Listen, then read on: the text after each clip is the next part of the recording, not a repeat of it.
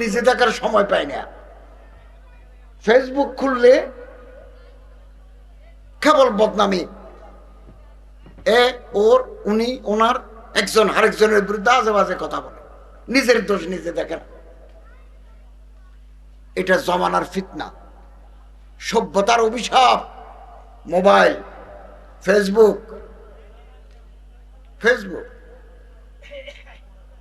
আপনি কথা বলতেছেন, আরেকজনের রেকর্ড করে রাখবেন, বেয়াদবি না, তারপরে ফেসবুকে ছাড়িয়ে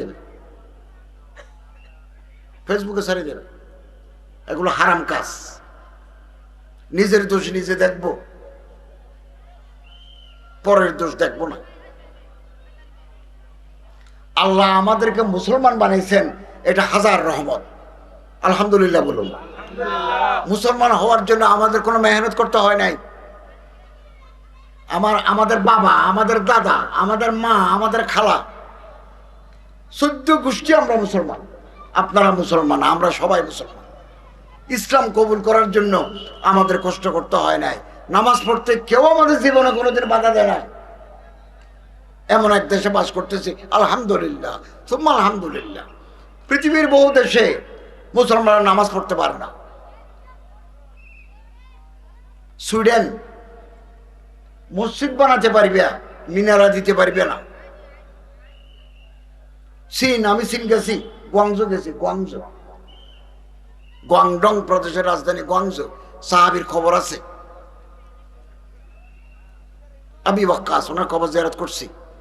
ওই দেশে চীনের গভর্নমেন্ট বলছে মসজিদ বানাতে পারবে, নতুন বানাইতে গেলে পারমিশন লাগবে। পুরাতনটা যদি ভাঙি করতে চাও তাহলে এটা মন্দিরের মতো প্যাগোডা, বৌদ্ধদের ধর্ম যেখানে চর্চা হয় তার নাম প্যাগোডা, মুসলমানদের যেখানে ইবাদত হয় তার নাম মসজিদ, খ্রিস্টানরা যেখানে তাদের খোদাকে ডাকে, গডকে ডাকে, তার নাম চার্চ, ইহুদিরা যেখানে তাদের খোদা, ইহুদিদের খোদার নাম জেহোবা, আমাদের খোদার নাম আল্লাহু। আমাদের খোদার নাম কি? আল্লাহু। ইহুদিদের খোদার নাম জেহোবা, জেহোবাকে যে করে ডাকে তার নাম সিনাগগ।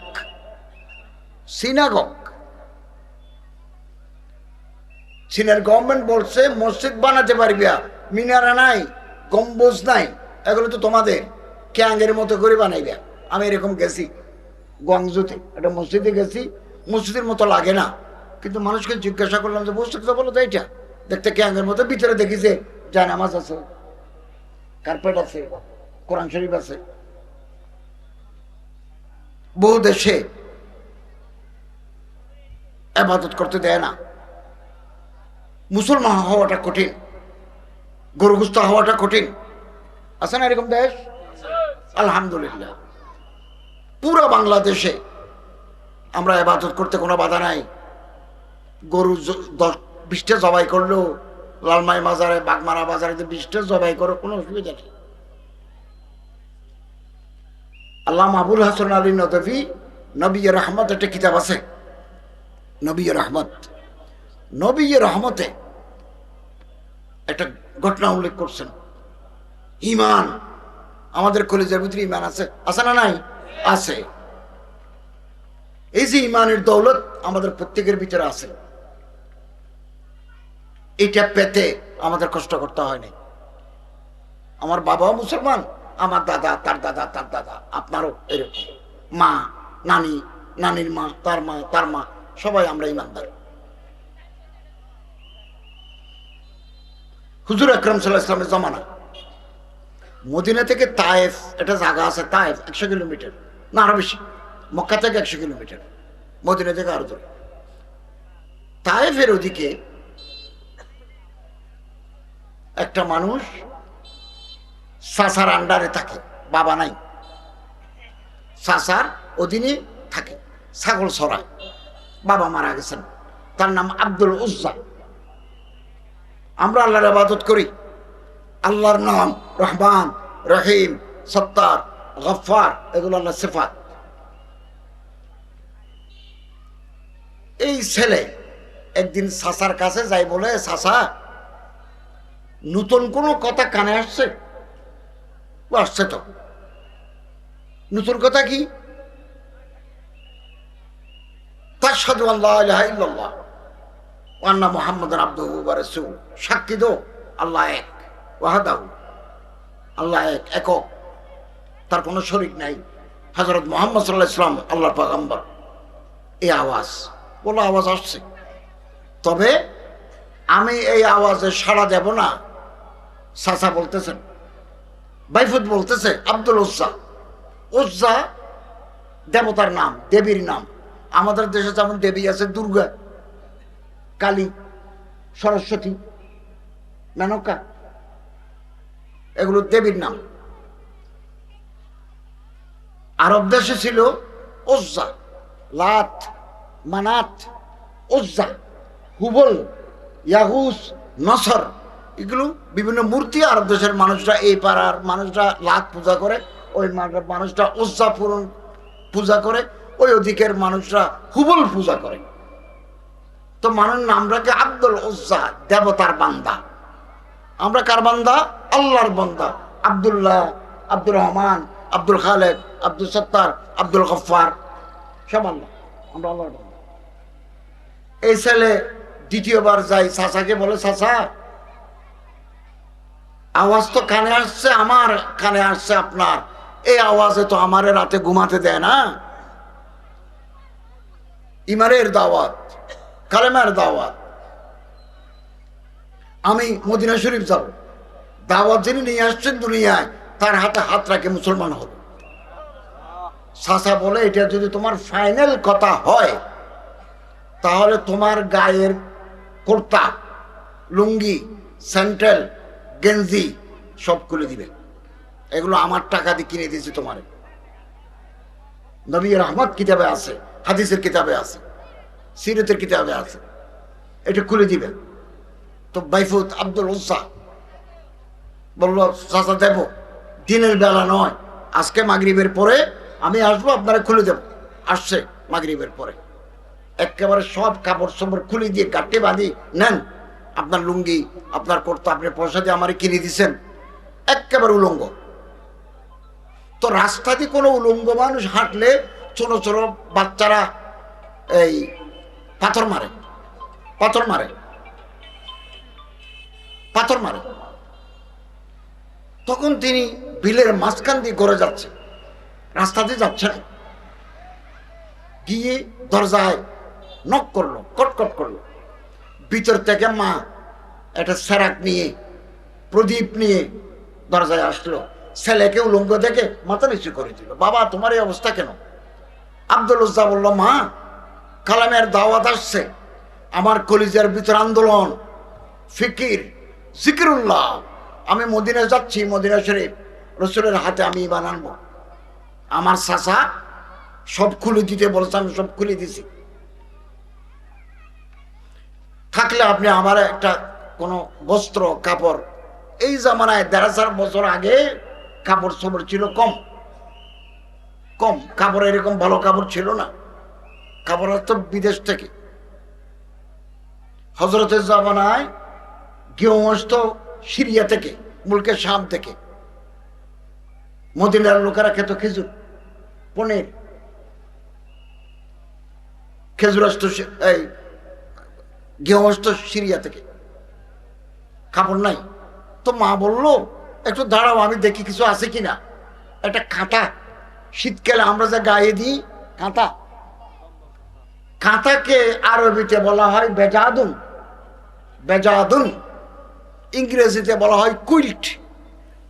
কাঁথা যেগুলো গায়ে দেয়, কাঁথা, এটাও পুরোনো কাঁথা, সিরিয়া দিয়ে বললো যে এটা অন্তত পক্ষে সতরের সাথে কোমরে পেঁচাই যাও। তো কোমরে পেঁচেছি, রাস্তায় উঠছে। ফজরের আগে মদিনা পৌঁছতে চায়, রাস্তা দিয়ে যাচ্ছে। তো বারবার হাঁটতে হাঁটতে এক কাঁথা, সিরা কাঁথা আরো ছিঁড়ে গেছে। তো তিনি মাঝখানে বাবা টান দিয়ে 2 টুকরা করি, ছোট্ট একটা টুকরা সতর কোমরের সাথে লাগাই দিল, আর একটা কাঁধের উপর দিল। মদিনা পৌঁছে গেছে। তখনও ফজর হয় নাই। আপনারা দেখেছেন হজরতের রওজা মুবারক এবং মদিনার মসজিদের মিম্বর কাছাকাছি। যারা মক্কা শরীফ মদিনা শরীফ গেছেন দেখছেন হজরতের রওজা আকদাস আর রওজা আতাহার আর হজরতের মিম্বর শরীফ বেশি দূরে নয়। আমি আলহামদুলিল্লাহ বিগত ১.৫ বছরে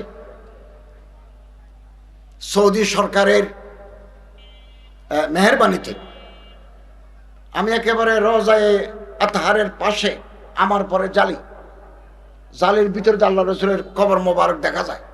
ওই জায়গায় দাঁড়িয়ে নামাজ পড়ছি, ফজরের নামাজ পড়ছি।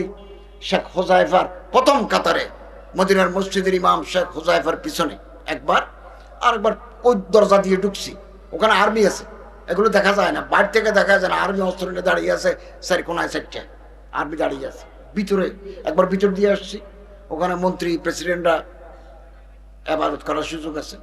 আমি একবার একটু সামনে গেছি, আর্মি বললো আপনার পিছনে আসেন, আপনি সামনে গেলে হজরতের মাথা মোবারকের সামনে চলে যাবেন, অন্তপক্ষে বরাবর করে দাঁড়ান।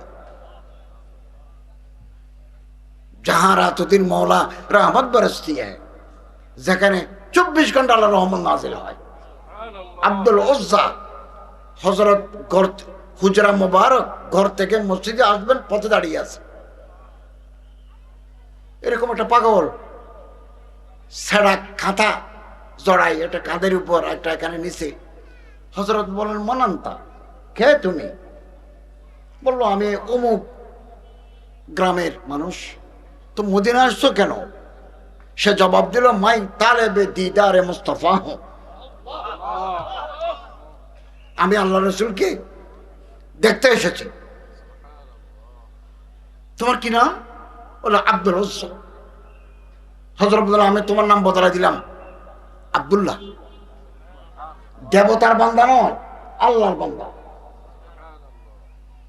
আর তুমি, আমি তোমার কাপড় দিচ্ছি, খাতা ফেলো, ওযু কালাম করে আসো, তোমার আমি কালামা পড়ে মুসলমান করি, জামাতে আমার সাথে নামাজ পড়ো। হযরত বললেন তুমি যতদিন মদিনা শরীফে থাকবে আমার ঘর থেকে তোমার জন্য রুটি এবং খাবার আসবে। তো হযরতের ঘরে লজিংটাকে আব্দুল্লাহ। আরব দেশে আব্দুল্লাহ বেশি, আব্দুল্লাহ ইবনে মাসউদ, আব্দুল্লাহ ইবনে ওমর, আব্দুল্লাহ ইবনে ওসমান। তো একদিন আল্লাহ রসুল বলেন আব্দুল্লাহরে ডাকো। সাহাবায়ে কেরাম বলেন ইয়া রাসূলুল্লাহ কোন আব্দুল্লাহরে ডাকবো? হযরত বলেন জুল বেজাদাইন, 2 কাতার মালিককে ডাকো। বেজাদুন বেজাদানে বেজাদাইনে, জুল বেজাদাইন 2 কাতার মালিককে ডাকো। তবুকের যুদ্ধ, আমার কিতাব আছে তবুকের উপরে। আমি সরকারের উপদেষ্টা থাকাকালীন সিরতের একটা কিতাব তরজমা করেছি ইংরেজি থেকে Bangla, revelation the story of prophet Muhammad সাল্লাল্লাহু আলাইহি, এত বড় কিতাব। এটার বাংলাদেশি দাম 2500 টাকা, 2500 টাকা এই কিতাবের দাম। আমি বলবো আর একটু কম দামে দেওয়া যায় কিনা, কাগজ একটু নর্মাল দিই। কালকে ঢাকা যাচ্ছি, তো ওনার সাথে দেখা হবে। এটা হযরতের জীবনী, সিরাতে রাসূল সাল্লাল্লাহু আলাইহি ওয়াসাল্লাম, এত বড় কিতাব। তো তবুকের যুদ্ধ, গজওয়াতুত তাবুক, কোরআন শরীফে আছে, হাদিসে আছে, বুখারী শরীফে আছে। হযরত মসজিদে যায়, সাহাবায়ে কেরামদেরকে বললেন তোমরা সাদা দাও, যুদ্ধে যাও, রোমান সম্রাটের বিরুদ্ধে যুদ্ধ। তখন মদিনায় খেজুর পাকে, খেজুর বছরে একবার পাকে, একসাথে পাকি যায়। যাদের গত যুদ্ধে হাত ভাঙছে এখনো জোড়া লাগে নাই, গরম বেশি, এমন মুহূর্তে রোমান ইসলামের দুশমন মদিনা আক্রমণ করার সিদ্ধান্ত নিয়েছে। হযরত সাল্লাল্লাহু আলাইহি ওয়াসাল্লাম গোপনে খবর পেয়েছেন। হযরত বলেন সাদা দাও, প্রত্যেকে দিচ্ছে। হযরত আব্দুর রহমান ইবনে আউফ 2-3 হাজার ঘোড়া, ঘোড়ার উপরে একটা ব্যাট আছে, এটাকে বলা হয় জিন, অস্ত্র সহ দিচ্ছেন। হযরত ওমর রাদিয়াল্লাহু তাআলা আনহু ঘরের অর্ধেক সামান আনি দিয়েছেন। হযরত আবু বকর রাদিয়াল্লাহু তাআলা আনহু ঘরের সার কাপ থেকে শুরু করে সব জিনিস নিয়ে আসছেন। আল্লাহ রাসূল গাট্টি খুলে দেখেন সব জিনিস এখানে, বালিশ থেকে শুরু করে খাতা পর্যন্ত। হযরত বলেন মা আবকাইতা ইয়া আবু বকর, আবু বকর ঘরে কি রাখি এসছো? হযরত আবু বকর যেন জবাব দিলেন আবকাইতুল্লাহ ওয়া রাসূলাহু, ঘরে আল্লাহ এবং আল্লাহ রাসূল রাখি আসছে। দেখছেন হযরত ওসমান রাদিয়াল্লাহু তাআলা রাসূল কোলে, জুব্বার কোলে টাকা আছে, মুদ্রা, দিরহাম, দারাহিম, দানানির। হযরত ওসমান রাদিয়াল্লাহু, আল্লাহ রাসূল বলেন তোমরা দাও, যারা আমারে দিবে আমি জান্নাত আল্লাহর কাছ থেকে বদলা নিয়ে তোমাদের হাতে হাতে দেব।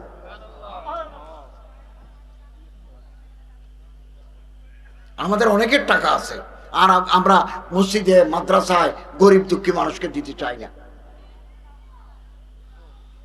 আমি চট্টগ্রামে এক শিল্পপতিকে জানি, এরম জানি, আমারে বলেন উপদেষ্টা মহোদয় এখন তো আর ঝামেলা নাই, আসেন না একটু চা খাই। গেছি, আমার গাড়ি ছিল না, আমার গাড়ি আরেক জায়গায়। উনি বলেন আমি গাড়ি পাঠাচ্ছি। গেলাম, তো ড্রাইভার আমারে বলতেছে আপনি আসবেন বলে সাহেব এখন ঘরে আছেন, না হলে তারাবির নামাজ পড়ে উনি বের হয়ে যান। অলি গলিতে কোনো ভিক্ষুক, কোনো মাজুর, পা ভাঙা, হাত ভাঙা, অসুস্থ মানুষ দেখলেই পকেটের ভিতরে লক্ষ লক্ষ টাকা নিয়ে দান করেন। আছে দুনিয়াতে মানুষ এখনো আছে, আল্লাহওয়ালা মানুষরা আছে। যাদের কলিজা বড় তারা বেশি জান্নাতে যাবে। as-sunan al-kubra lil-Bayhaqi, সাহাবী এসে জিজ্ঞাসা করলেন ইয়া রাসূলুল্লাহ বেশি মানুষ বেহেশতে যাবে কোন আমলের বরকতে? হযরত বলেন সিনতানে, দুই আমল, বিসালামতি সুদুরিহিম ওয়া সাখাওয়াত আনফুসিহিম, যার অন্তর পরিষ্কার, অন্তরের ভিতরে হিংসা নাই, যার হাত খোলা মানুষকে দান করে, চাইলে দেয়, চাইলে দেয়, বেশি না হোক কম হলেও দেয়, এই মানুষরা বেশি জান্নাতে যাবে। সাহাবী জিজ্ঞাসা করলেন হুজুর দোজখে যাবে, জাহান্নামে যাবে কোন কারণে? হযরত বলেন দুই কারণে। ফমুন ফরজুন, মুখের ঠেকসো নাই মুখে, এই কারণে মানুষ দোজখে যাবে। দুই পায়ের মাঝখানের খালি জায়গা, শরমগাহ, লজ্জাস্থান, নাফরমানির কারণে বেশি মানুষ জাহান্নামে যাবে। তবুকের যুদ্ধ সবাই সাহাবায়ে কেরামরা দিচ্ছেন, আল্লাহ রাসূলের যুদ্ধ তহবিলে চাঁদা দিচ্ছেন। আব্দুল্লাহ যুলবাজাদাইন বলেন ইয়া রাসূলুল্লাহ প্রত্যেকে দিচ্ছে, আমি তো কিছু দিতে পারলাম না। হযরত বলেন লতা নিয়ে আসো। তো যাই, খাজুর গাছের তলাতে একটা লতা নিয়ে আসলেন। হযরত বিসমিল্লাহ বলে এটা হাতে বাঁধে দিলেন। বাঁধার সময় বললেন আব্দুল্লাহ যুলবাজাদাইনের রক্ত কাফেরের জন্য হারাম করে দিলাম, তোমারে মারতে পারবে না। হযরত আব্দুল্লাহ বলেন ইয়া রাসূলুল্লাহ আমি তো চাইছিলাম যুদ্ধের ময়দানে যুদ্ধ করতে করতে যেন আমার মৃত্যু হয়। হযরত বলেন যুদ্ধের ময়দানে কেউ যদি অসুস্থ হয়েও মারা যায় শহীদের মর্যাদা পাবে। কালান্দার পয়গম্বর হারচে গোয়ত দিদা গোয়ত। একদিন আব্দুল্লাহ যুলবাজাদার মদিনার মসজিদে জোহরের টাইম বড় বড় করে কোরআন শরীফ পড়ছে। আল্লাহ রাসূল পাশে আছেন, সাহাবায়ে কেরামরা আছেন, হযরত ওমর আসছেন। ওমর এসে বলেন ভাই আস্তে আস্তে পড়ো, আস্তে আস্তে পড়ো, মানুষ সুন্নত পড়তেছে। আল্লাহ রাসূল বলেন ওমর অন্তত পক্ষে এই মানুষটাকে বড় করে পড়তে কোরআন শরীফ বাধা দিও না, কারণ এই কোরআন শরীফ পড়ার জন্য শরীরের সব কাপড় খুলে দিয়ে আসছে। তবুকে গেছিলেন আল্লাহ রাসূল সাল্লাল্লাহু আলাইহি ওয়াসাল্লাম, আমি কিতাব লিখছি এত বড়। সকালবেলা গায়ে জ্বর উঠলো, দুপুরবেলা বেহুশ হয়ে গেল, আসরের পরে মারা গেছেন। সিরিয়ার কিনারায়, মদিনা থেকে অনেক দূর। এবারও আমি তবুক যেতে চেয়েছিলাম, আমাদের ডেপুটি হাই কমিশনার বললেন স্যার আপনি গেলে আমি গাড়ি টাড়ি দেব আপনাকে, কিন্তু শীত বেশি, মক্কায়ও ঠান্ডা, মদিনায়ও ঠান্ডা, ওখানে আরো বেশি ঠান্ডা। চিন্তা করলাম যে ঠান্ডার ভিতরে যদি আমি ঠান্ডা দেশে যাই আরো অসুস্থ হয়ে পড়বো। আবার কিছু জায়গা বন্ধ করে দিছে, এজন্য প্রোগ্রাম বাতিল করে দিছে, তবুক আর যেতে পারি নাই। হযরত ঘোষণা দিলেন মাগরিবের পরে জানাজা হবে। সাহাবায়ে কেরাম পাহাড়ে পাহাড়ে দাঁড়িয়ে আছে, অস্ত্র নেই, কাফেরের সাথে যুদ্ধ করার। দল পড়ে আর দুরা পাহারা দেয়। আগে আইনে লড়াই মে আগর ওয়াক্ত নামাজ কবলা রো হোক জমি বুস হইয়ে কমে হেজাজ। এক ধরে নামাজ করে পড়ে আদায় করে আরেক দলে দেশ পাহারা দেয়। তো মাগরিবের পরে জানাজা হইল, অল্প সাহাবায়ে কেরাম যায়। আল্লাহ রাসূল সাল্লাল্লাহু আলাইহি ওয়াসাল্লাম কবরের ভিতরে নামছেন, হযরত কবরে নামছেন সারা জীবনে 5 বার, এবারও নামলেন। বলো আর কাউকে নামতে হবে না, আমার দিবে। হযরত বেলাল হাবশি মোমবাতি ধরেছেন, মাথার দিকে কাফন ধরছেন হযরত আবু বকর রাদিয়াল্লাহু তাআলা আনহু, পায়ের দিকে কাফন ধরছে, পা ধরছেন হযরত ওমর। হযরত সাল্লাল্লাহু আলাইহি ওয়াসাল্লাম আমাদের পেয়ারা নবী রাহমাতুল্লিল আলামিন কবরের ভিতরে বলেন যে তোমরা নামাও, আমি ধরি। তো এভাবে নামার সময় কোমরের ওদিকটা বাঁকা হয়ে গেছে, মাথা একটু উঁচল, পা একটু উঁচু, মাঝখানে একটু বাঁকা হয়ে গেছে।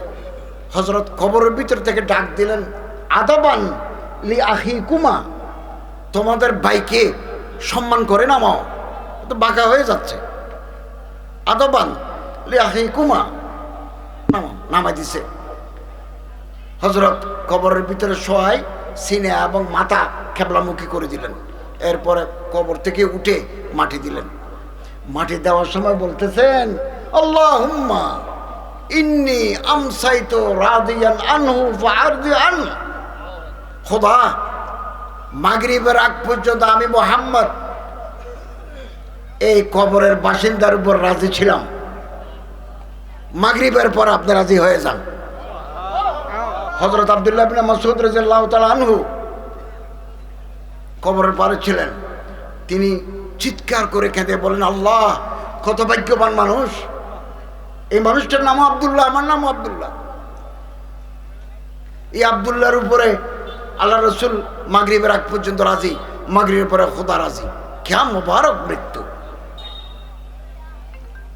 অতএব সম্মানিত হাজরিন, এইরকম ঈমান আনছেন সাহাবায়ে কেরাম। কি কষ্ট, কি মেহনত। আমাদের তো কোনো কষ্ট হয় নাই, আমরা আল্লাহর পক্ষ থেকে পাইছি। এমন এক দেশে আসছি যে দেশে ধর্ম, কর্ম, হজ, রোজা, যাকাত দিতে কোনো বাধা নাই, একেবারে আজাদ স্বাধীন একটা দেশে বাস করছি। এবং আসুন আমরা আল্লাহ তাআলার ইবাদত করি, আল্লাহ তাআলার শুকরিয়া আদায় করি, পবিত্র কোরআন শরীফ তেলাওয়াত করি, বুঝার চেষ্টা করি। হাজার হাজার কোরআন শরীফ আছে দেশে, লাখ লাখ কোরআন শরীফ আছে দেশে। এই তরজমা কোরআন, অনুবাদ, ইংরেজি অনুবাদ, বাংলা অনুবাদ, বিভিন্ন অনুবাদের কোরআন শরীফ বাজারে আছে। কারো লাগলে, কারো যদি লাগে, আপনি যদি বাংলা অনুবাদ চান, তর্জমা চান, আমার সাথে যোগাযোগ করলে আমি দেবো। আমি সৌদি অ্যাম্বাসাডারের কাছ থেকে বেশ কিছু কোরআন শরীফ নিয়েছি, তর্জমা। তেলাওয়াত করতে পারবো, বুঝতেও পারবো। 4টে কাজ আমাদের করতে হবে।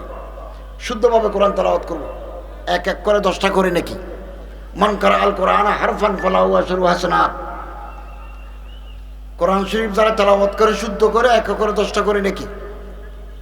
তাহলে সূরা ইয়াসিন, সূরা জুমার, সূরা নূর, সূরা আনকাবুত, সূরা মারইয়াম, কত লাখ লাখ অক্ষর, এক অক্ষরে 10টা করে নাকি। আলিফ এক অক্ষর, লাম এক অক্ষর, হা আর মিম এক অক্ষর, দাল আর এক অক্ষর, আলহামদু 50 নাকি। অশুদ্ধ তেলাওয়াত করলে কোরআন লানত দেবে, অশুদ্ধ তেলাওয়াত করলে। কোরআন শরীফ বুঝে পড়বো, তেলাওয়াত করবো। 2, কোরআন শরীফ বুঝবো। সব জিনিস বুঝলাম, কোরআন শরীফ বুঝলাম না, বুঝতে পারবো। বাংলা আছে, তাফসীর আছে, মারফুল কোরআন 8 খণ্ডকে 1 খণ্ডে বের করছে, 1000 টাকা দাম। ও টাকাতে পাবেন, আছে, কথা আছে ওখানে। 3, কোরআন শরীফের ভিতরে আল্লাহর অর্ডার আছে, এই এই কাজ করতে হবে, এই এই কাজ ছাড়তে হবে। এগুলোকে বলা হয় আওয়ামের নওয়াহি, আদেশ নিষেধ। আদেশ নিষেধ, অর্ডারস, ইনজাংশনস, এগুলো মানি চলতে হবে। এখন তো কোরআন শরীফ পড়ে ঘুষ খাই, সুদ খাই, টাকা লাগাই, বাজারে টাকা লাগাই। বাজারে টাকা লাগে, সুদের টাকা। এই আদেশ নিষেধ মানি চলতে হবে। কোরআনের যত কারখানা আছে দুনিয়া, এই যে আজকের ইসলামী সম্মেলন, জামায়া নূরে মদিনা মাদ্রাসা যেমন কমপ্লেক্স, এটা কোরআন জিন্দা থাকার ব্যবস্থা। এর সাথে আমরা যুক্ত হব। আলহামদুলিল্লাহ, আল্লাহ তাআলা আমাদের অনেকে টাকা দিচ্ছেন, আল্লাহ তাআলা দিচ্ছেন, আলহামদুলিল্লাহ দিচ্ছেন। আমরা হিসাব করে ব্যাংকে কত আছে, ব্যবসাতে কত আছে, কর্জ কত দিছি, এগুলো হিসাব করে রমজান মাসকে কেন্দ্র করে জাকাত দিয়ে দিবেন। গরিব, দুঃখী, অভাবী, এতিম, এটা তো এতিমখানা। এই যে নূরে মদিনা, একটু আসেন না, যাই দেখি। মা নাই, বাপ নাই, অথবা থেকেও নাই, হতদরিদ্র, প্রান্তিক, এতিম, অনাথ, তার মাথায় হাত বুলাই। এটা তো পারি। হযরত বলেন, তোমার হাতের নিচে যত চুল, প্রতি চুলের বিনিময়ে একটা নেকি আল্লাহ তাআলা আমলনামায় লিখে দিবেন। দিই না, তার একটা লুঙ্গি কিনে দিই, তার 1 বছরের খোরাকি দিই, 1 বছরের খোরাকি দিই, তার কিতাব কিনে দিই, সকালবেলা নাস্তার পয়সা দিই। হযরত এভাবে আঙ্গুল দেখায় বলেন, আনা ওয়া কাফিলুল ইয়াতীম, আমি এতিমকে যে ভাত খাওয়াই, এতিমকে যে পড়ালেখা করায়, আমি এবং সে ফিল জান্নাতে হাকাযা ওয়া কাহাতানি ফিল জান্নাহ, 2 আঙ্গুলের মতো জান্নাতে পাশাপাশি থাকবো। এই আঙ্গুল একসাথে থাকে।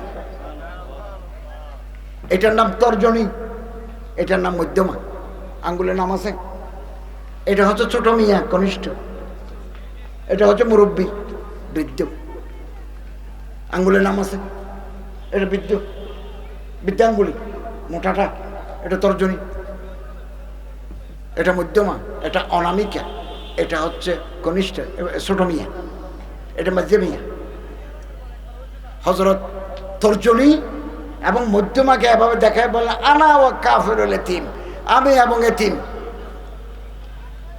জান্নাতে থাকবো পাশাপাশি। এতিমের যে কাফালত করে, এই এতিমকে যারা খাওয়ায়, সে এবং আমি জান্নাতে পাশাপাশি থাকবো। আসুন না, অনেকের বাবা নাই, মা নাই, মাথার উপর ছায়া নাই, আমরা ছায়া দিই। যাদের দাড়ি সাদা, তাদের টাইম নেই। টাইম আপনারও নয়, আমারও নয়। সাধারণত বুড়া মানুষরা তাড়াতাড়ি মরে, জোয়ানরা একটু পরে মরে, জোয়ানও তাড়াতাড়ি মরে যায় এখন।